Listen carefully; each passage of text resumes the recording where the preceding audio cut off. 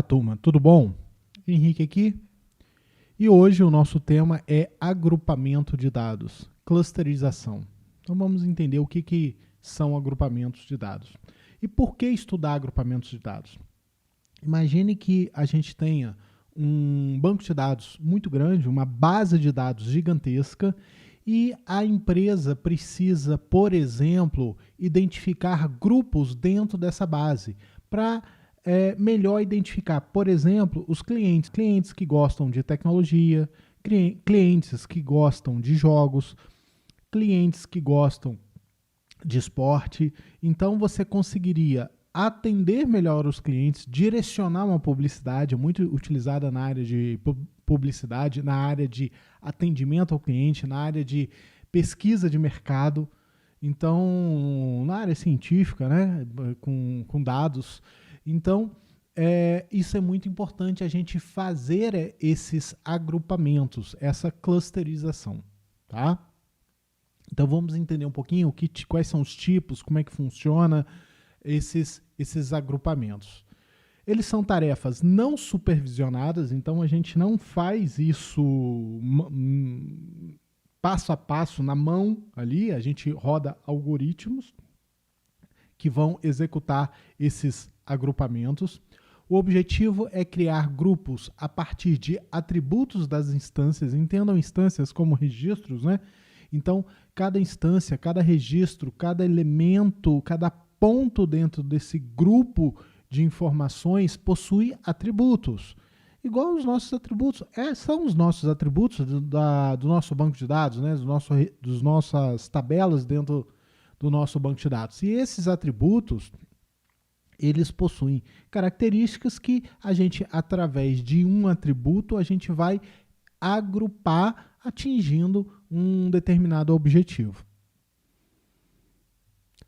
Existem tipos de agrupamentos, de algoritmos que fazem esses agrupamentos de forma completa, quer dizer, agrupa, por exemplo, em dois clusters, o cluster A e o cluster B, e agrupa todos os elementos. Existe agrupamento parcial, onde cada instância ou cada elemento pode pertencer a mais de um cluster, a mais de um grupo. Então aqui a gente tem, por exemplo, esse elemento aqui que pertence tanto ao cluster A quanto ao grupamento B. A gente tem também os modelos difuso, onde cada elemento pertence a um grupo segundo a uma determinada probabilidade estatística. Então aqui a gente tem um exemplo, né, de elemento A, B, C e os grupos e a sua probabilidade estatística para cada um dos grupos. Nós temos aqui o modelo hierárquico, onde a gente tem os clusters e subclusters, né? Então aqui a gente começa com dois grandes clusters e depois a gente pode ter outras subdivisões, né, subgrupos. Então esse é o modelo hierárquico. A gente pode aumentar aqui para visualizar melhor. Então esse é o nosso modelo hierárquico. Nós temos também agrupadores que agrupam todos os elementos, aqui no exemplo 3 clusters, o A, o B e o C. E nós temos agrupadores também que agrupam em 3 clusters também, só que alguns elementos eles não se encaixam em nenhum dos 3 clusters. Isso a gente chama de ruído. Então, agrupadores que podem deixar elementos sem agrupar. No nosso exemplo aqui, gráfico, a gente tem aqui 3 elementos que são esses triângulozinhos verdes, que não foram agrupados dentro de nenhum dos grupos, né, dos clusters, nem do cluster A, nem B, nem C.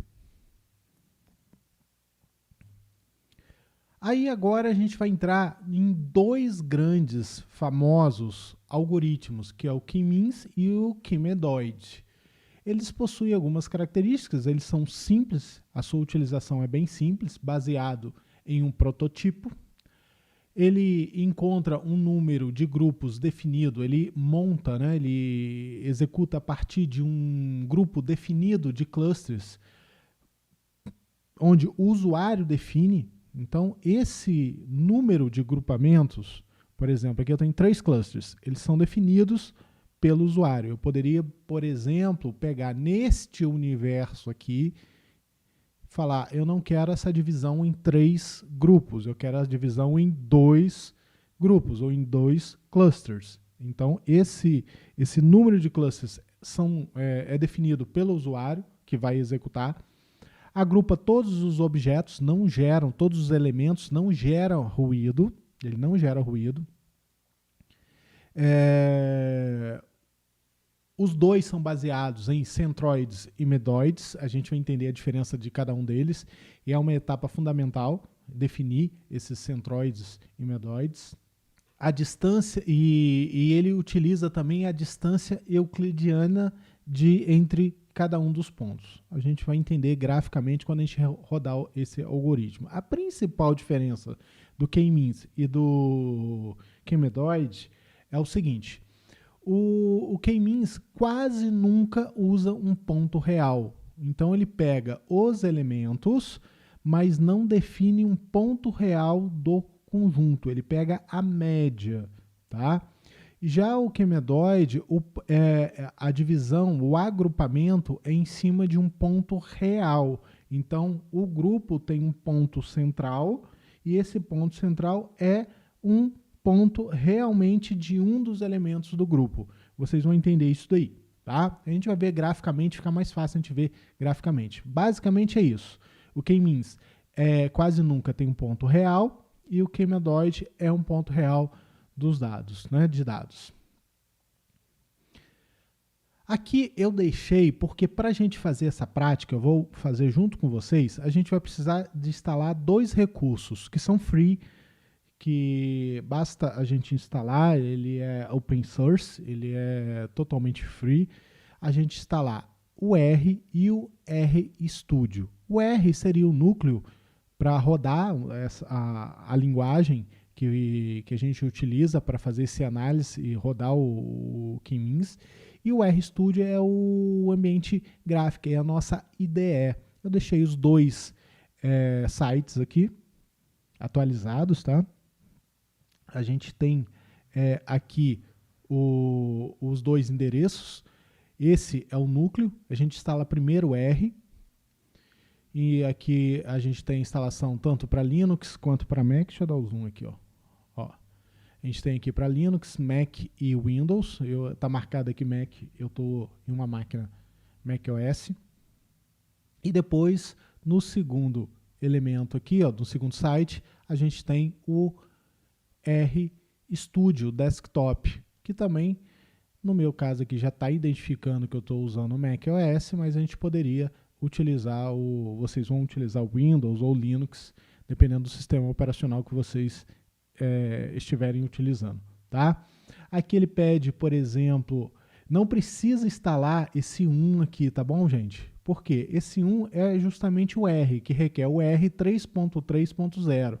A gente já tem aqui a última versão dele, ele já é a 4.3.1, tá vendo? Então a gente já tem, ele pede no mínimo a 3.3.0 ou mais, por isso que tem esse maisinho aqui.